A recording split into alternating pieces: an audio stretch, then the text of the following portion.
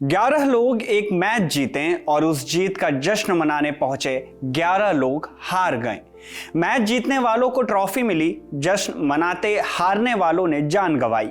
ये लोग हारे प्रशासन से, 18 साल बाद विजेता बनी आईपीएल की टीम के जश्न से। हम बात कर रहे हैं बेंगलुरु के चिन्नास्वामी स्टेडियम में 5 जून को मची भगदड़ के बारे में, जहां 18 साल बाद पहली बार आईपीएल जीतने वाली आरसीबी को सम्मानित किया जा रहा था। कर्नाटक की कांग्रेस के मुखिया से लेकर डिप्टी मुखिया तक स्टेडियम में मौजूद थे। खिलाड़ियों को बधाई दे रहे थे, फोटो क्लिक करवा रहे थे ताकि सोशल मीडिया पर शेयर की जा सके। फोटो स्टेडियम के बाहर भी क्लिक की जा रही थी, जो अखबारों में छपने वाली थी, क्योंकि स्टेडियम के बाहर भगदड़ मच गई। लोग एक दूसरे के ऊपर गिरने लगे। 50 से ज्यादा लोग घायल हो गए और 11 लोगों ने जान गंवा दी। कर्नाटक सरकार और आरसीबी ने जान गंवाने वालों के परिवार को 10-10 लाख रुपए देने का ऐलान किया है। लेकिन क्या इन परिवारों को ये पैसे चाहिए, या इस सवाल का जवाब चाहिए कि क्या आरसीबी या प्रशासन उनके बच्चों को वापस ला सकती है? आज खबरगांव समाचार के इस एपिसोड में इसी भगदड़ पर बात होगी। बात इसकी भी करेंगे कि कर्नाटक हाई कोर्ट ने कर्नाटक सरकार से इस मुद्दे पर क्या कुछ कहा। एपिसोड के दूसरे हिस्से में बात होगी अयोध्या में राम मंदिर में हुई दूसरी प्राण प्रतिष्ठा की, और आपको सैनिक से डकैत बने पान सिंह तोमर की नातिन के बारे में भी बताएंगे, जिन्होंने एक जूनियर इंजीनियर को पीट दिया। नमस्ते, मेरा नाम शुभम है और आप देख रहे हैं खबरगांव समाचार। सबसे पहले बात चिन्नास्वामी स्टेडियम के बाहर मची भगदड़ की करेंगे। कर्नाटक हाई कोर्ट ने भगदड़ के मामले में स्वतः संज्ञान लिया है और सिद्धारमैया सरकार से रिपोर्ट मांग ली है। कोर्ट ने सरकार से सवाल पूछा है कि अगर आने वाले समय में फिर से ऐसा कुछ होता है तो सरकार के पास क्या एसओपी है। मामले की अगली सुनवाई 10 जून को होगी। 5 जून की शाम को बेंगलुरु पुलिस ने RCB franchise, event management firm DNA entertainment networks और कर्नाटक स्टेट क्रिकेट एसोसिएशन के खिलाफ एफआईआर भी दर्ज कर दी है। एफआईआर में आपराधिक लापरवाही का आरोप भी लगाया गया। अब जान लेते हैं कि हुआ क्या था। 3 जून 2025 की रात आरसीबी और पंजाब किंग्स के बीच आईपीएल का फाइनल मैच खेला गया। 18 साल बाद यानी कि पहली बार आरसीबी ने फाइनल जीतकर ट्रॉफी अपने नाम की। टीम जीती तो लोगों ने विराट कोहली के आंखों में आंसू भी देखा। एक अरसे के इंतजार के बाद हुए हासिल ने जश्न का माहौल बना दिया और जश्न मना भी। टीम के फैंस और विराट कोहली के फैंस जबरदस्त खुश हुए। बेंगलुरु की सड़कों पर जश्न मनाया गया। फिर आया अगला दिन यानी 4 जून का। आरसीबी ने कहा कि पूरी टीम बेंगलुरु के विधान सौधा यानी विधानसभा से एम चिन्नास्वामी स्टेडियम तक एक विक्ट्री परेड निकालेगी और जीत का जश्न मनाया जाएगा। लेकिन इसके ठीक बाद कर्नाटक पुलिस ने यह कह दिया कि सुरक्षा कारणों की वजह से विक्ट्री परेड नहीं होगी, सिर्फ चिन्नास्वामी स्टेडियम में टीम को सम्मानित किया जाएगा।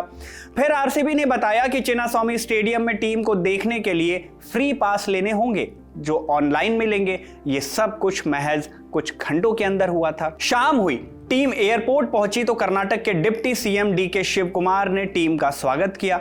इधर चिन्नास्वामी स्टेडियम के बाहर लोग विराट कोहली और अपनी पसंदीदा टीम को देखने के लिए जमा हो गए थे। कितने लोग थे? मीडिया रिपोर्ट्स और खुद कर्नाटक सीएम सिद्धारमैया की बात माने तो स्टेडियम के बाहर 2 से 3 लाख लोग पहुंच गए थे। गेट बंद थे, भीड़ ज्यादा थी, कंफ्यूजन हद से ज्यादा। 4 बजे के आसपास भीड़ बेकाबू हो गई और लोग स्टेडियम के अंदर जाने की कोशिश करने लगे। जिसे जो तरीका मिला उसने वो अपनाया। कोई गाड़ी पर चढ़ गया, किसी ने दीवार फांद ली क्योंकि गेट बंद था। देखते ही देखते भगदड़ मच गई और उस समय जब स्टेडियम के अंदर कर्नाटक सरकार और Karnataka state cricket association RCB players को सम्मानित कर रही थी, उसी दौरान स्टेडियम के बाहर लोग मर रहे थे।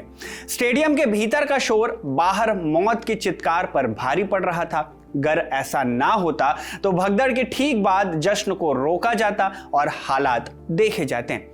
जैसा कि वीडियो की शुरुआत में ही बताया, 11 लोगों की मौत हुई है। सबकी उम्र 35 बरस से कम है। एक बच्ची तो 13 साल की भी थी। जिस आरसीबी की जर्सी को पहनकर ये लोग अपनी टीम का समर्थन करने आए थे, उसी जर्सी में दम तोड़ने पर मजबूर भी हो गए। एक लड़का 22 साल का था, वो अपने पिता का इकलौता बेटा था। उस पिता के शब्द बस यही हैं कि मंत्री आए और चले गए, पर मेरा बच्चा कौन वापस करेगा। न्यूज रिपोर्ट्स के अनुसार उनकी मांग ये है कि उनके बेटे का पोस्टमार्टम न किया जाए, बॉडी उन्हें लौटा दी जाए। इस भगदड़ पर बीजेपी कांग्रेस को घेर रही है। भगदड़ की वजह सरकार के मिसमैनेजमेंट और खराब व्यवस्था को भी बताया जा रहा है। और आईपीएल के चेयरमैन धूमल साहब ने, मैंने इंटरव्यू में देखा टीवी में, उन्होंने कहा हमें इस इवेंट के बारे में कुछ पता नहीं। ऐसा नहीं है कि इससे पहले विक्ट्री मार्चेस नहीं हुई। हमने मुंबई में भी क्रिकेट जीतने पर विक्ट्री मार्च देखा। हमने देखा किस प्रकार से केकेआर इन्होंने विक्ट्री परेड किया था जीतने के 2 दिन के पश्चात। एमआई ने विक्ट्री मार्च किया था 2 दिन के पश्चात।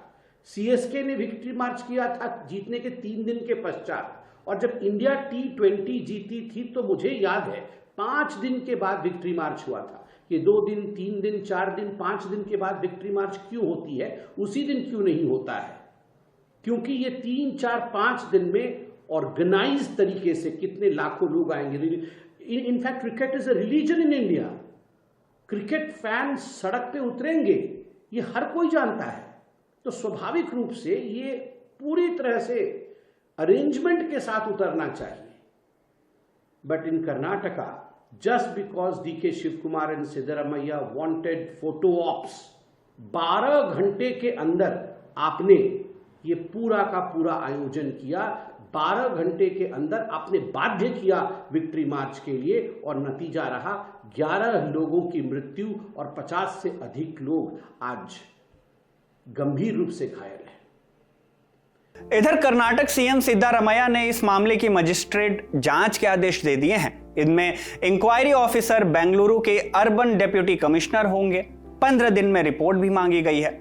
आरसीबी ने और विराट कोहली ने भी घटना पर खेद जताते हुए 4 जून की रात को सोशल मीडिया प्लेटफॉर्म्स पर पोस्ट किए। पीएम मोदी, सचिन तेंदुलकर, राहुल गांधी समेत कई नेताओं और क्रिकेटर्स ने इस घटना पर भी दुख जताया। सिद्धारमैया ने एक बयान भी दिया है जिसमें महाकुंभ के दौरान मची भगदड़ का जिक्र है। उन्होंने कहा, ऐसी घटनाएं कई जगह हुई हैं, मैं उनकी तुलना करके और ये कहकर इसका बचाव नहीं करने जा रहा हूं कि ये यहां वहां हुआ। कुंभ मेले में 50 से 60 लोग मारे गए, मैंने आलोचना नहीं की। अगर कांग्रेस आलोचना करती है तो ये अलग बात है। क्या मैंने या कर्नाटक सरकार ने आलोचना की? सवाल कई हैं। जब पूरी तैयारी नहीं थी तो विक्ट्री परेड की इजाजत क्यों दी गई? क्या वहां एम्बुलेंस और सिक्योरिटी स्टाफ की पर्याप्त व्यवस्था थी? सवाल यह भी कि ये करने में इतनी जल्दीबाजी क्यों की गई? क्या यह सेलिब्रेशन कुछ दिन बाद पर्याप्त तैयारियों के साथ नहीं हो सकता था? और सवाल यह भी है कि आम आदमी की जान की आखिर कीमत क्या है? क्या इस पर कोई बड़ी कार्रवाई होनी चाहिए और इसकी तैयारी भी होनी चाहिए थी या नहीं? आप हमें कमेंट सेक्शन में जरूर बताइएगा, जो भी आपकी राय होगी। बढ़ते हैं अगली खबर की तरफ और अयोध्या की तरफ आपको लिए चलते हैं। राम मंदिर में 3 जून से शुरू हुई दूसरी प्राण प्रतिष्ठा 5 जून को पूरी हो गई। सीएम योगी आदित्यनाथ ने राम मंदिर में राम दरबार को दिखाती मूर्ति की पूजा संपन्न की, लेकिन खबर यहीं तक नहीं है। कहानी में एक बार फिर हुई शंकराचार्य अविमुक्तेश्वरानंद की एंट्री, जिन्होंने 22 जनवरी 2024 को हुई प्राण प्रतिष्ठा की तरह ही इस बार वाली प्राण प्रतिष्ठा पर भी सवाल उठाए हैं। दोबारा प्रतिष्ठा कहीं होती है? यही बात आ गई ना कि आप दोबारा प्रतिष्ठा कर रहे हो। हमने कहा था कि एक दिन आएगा फिर से प्रतिष्ठा होगी, आज वही बात आपने पूछ दिया। वो मौका आ गया कि नहीं आ गया? तो इसका मतलब है कि पहली प्रतिष्ठा गलत थी। अब प्रतिष्ठा होगी, अब शिखर बना है। अभी जो फोटो हम लोगों को दिखाया गया है मीडिया में कि शिखर तैयार हो गया, अब शिखर बनने के बाद वहां पर कुछ ये सब होता है, तो इसका मतलब अब वो मौका आया है। आपने अर्ली जो कुछ भी किया वो गलत था, प्रमाणित हो गया आज। शंकराचार्य बीजेपी सरकार की लगातार आलोचना करते रहे हैं। उन्होंने कहा है कि एक मंदिर में 2 बार प्राण प्रतिष्ठा संभव नहीं है। या तो पहली प्राण प्रतिष्ठा में कोई गलती थी या फिर ये आयोजन शास्त्र सम्मत नहीं है। अगली खबर कोलकाता से है, जहां अपने कुछ वीडियोस के चलते जेल में बंद 22 साल की इन्फ्लुएंसर शर्मिष्ठा पनोली को जमानत मिल गई। दरअसल शर्मिष्ठा ने ऑपरेशन सिंदूर के करीब एक हफ्ते बाद पोस्ट किए कुछ वीडियोस में कथित तौर पर इस्लाम और पैगंबर मोहम्मद पर अपमानजनक बयान दिए थे, जिसके बाद 30 मई को उन्हें गुरुग्राम से गिरफ्तार कर लिया गया था। शर्मिष्ठा को जमानत देते हुए कलकत्ता हाईकोर्ट ने कहा कि आपको अभिव्यक्ति की पूर्ण स्वतंत्रता है। इसका मतलब ये नहीं कि आप किसी की धार्मिक भावनाओं को ठेस पहुंचा सकते हैं। शर्मिष्ठा को 10,000 रुपए जमानत के लिए देने होंगे और वो बिना सीजेएम को इन्फॉर्म किए देश भी नहीं छोड़ सकती हैं। शर्मिष्ठा के बयान का AIMIM के प्रवक्ता वारिस पठान ने विरोध किया था, लेकिन उनकी गिरफ्तारी के बाद ये सवाल भी उठे थे कि एक धर्म की आलोचना करने वाले बयानों का जवाब क्या जेल होना चाहिए। हमें कमेंट सेक्शन में आप इस सवाल का जवाब भी दे सकते हैं कि इस पर आप क्या सोचते हैं। बीहड़ में तो बागी होते हैं, डकैत मिलते हैं पार्लियामेंट में। इस डायलॉग को सुनते ही आपके जहन में एक एक्टर का चेहरा जरूर आया होगा। वो एक्टर जिसकी आंखें भी एक्टिंग करती थी, आप समझ ही गए होंगे, फिर भी बता देते हैं। हम बात इरफान खान की कर रहे हैं और उनकी फिल्म जिसका ये डायलॉग है, फिल्म का नाम पान सिंह तोमर, जो कहानी एक ऐसे सैनिक और एथलीट की थी जिसने इंडियन आर्मी छोड़कर डकैती शुरू कर दी थी। पॉपुलर डिस्कोर्स ने उसे डकैत कहा, लेकिन उसने खुद को बागी यानी रिबेल कहा। अब एक खबर आई है पान सिंह तोमर के परिवार की। सोशल मीडिया पर एक वीडियो बेहिसाब शेयर किया गया जिसमें एक लड़की एक शख्स को पीट रही है। वीडियो में क्या है पहले वो देख लीजिए।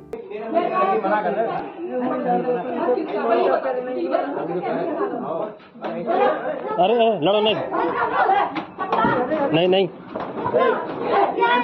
अरे मैं बताऊं, पकड़ पकड़ पकड़ फोन पकड़, चल चल बस नहीं तुम अंदर निकल चला करना। क्या है ये, क्या ड्रामा है? चलो आपसे बोला मैंने, ड्रामा है कोई क्या? मजाक बना रखा तुम लोगों ने। मतलब अधिकारी के ऊपर तो हाथ उठा लोगी। पापा कहाँ है तुम्हारे? तुम हाथ छोड़ रहे हो मेरे ऊपर, तमीज नहीं है। कहाँ है? देखिए पापा कहाँ है? पापा कहाँ गई लेडीज? वीडियो में दिख रही लड़की का नाम सपना है और जिसे पीटा जा रहा है वो बिजली विभाग के जूनियर इंजीनियर विभव कुमार रावत हैं। बताया जा रहा है कि सपना पान सिंह तोमर की नातिन है। मामला क्या है? वीडियो है उत्तर प्रदेश के झांसी का, जहां बिजली विभाग के कर्मचारी मीटर बदलने गए थे। बकौल विभव रावत 3/11 केवी विद्युत उपकेंद्र बबीना क्षेत्र में डिजिटल मीटर बदलकर स्मार्ट मीटर लगाए जा रहे हैं। 4 जून को बबीना थाना क्षेत्र के पंजाबी कॉलोनी में मीटर बदले जा रहे थे। इसी दौरान वहां रहने वाली सपना तोमर ने अभद्रता करते हुए उनके मोबाइल को तोड़ दिया। इसके बाद थप्पड़ मारते हुए उन्हें धक्का देने लगी। सपना तोमर का कहना यह है कि जेई ने बिना सूचना दिए मीटर बदलना शुरू कर दिया और उनसे 5,000 रुपए भी मांगे। जब मना किया तो जेई ने रिकॉर्डिंग शुरू कर दी। सपना का दावा है कि जेई ने भी उनके साथ अभद्रता की थी। फिलहाल जेई की शिकायत पर पान सिंह तोमर की नातिन सपना तोमर के खिलाफ धारा 121(1), 132, 115(2), 352 और 324(4) के तहत केस दर्ज कर लिया गया है। अंत में बात कोरोना वायरस के बढ़ते मामलों की। भारत में पिछले 24 घंटों के दौरान कम से कम 276 नए कोरोना के मामले सामने आए हैं और अब कुल एक्टिव केसेस 4,302 हो गए हैं। इनमें केरल में सबसे ज्यादा 1,373 मरीज हैं, महाराष्ट्र में 510, गुजरात में 461 और पश्चिम बंगाल में 432 मामले सामने आए। वहीं दिल्ली में कम से कम 457 केसेस दर्ज किए गए हैं। वहीं स्वास्थ्य मंत्रालय ने कोरोना के बढ़ते मामलों के मद्देनजर सभी राज्यों को ऑक्सीजन, आइसोलेशन बेड, वेंटिलेटर और आवश्यक दवाओं की अवेलेबिलिटी सुनिश्चित करने का निर्देश दिया है। आज के खबर गांव समाचार में बस इतना ही। हम आपसे कल फिर मिलेंगे, तब तक के लिए आप अपना ख्याल रखिए और देखते रहिए खबर गांव।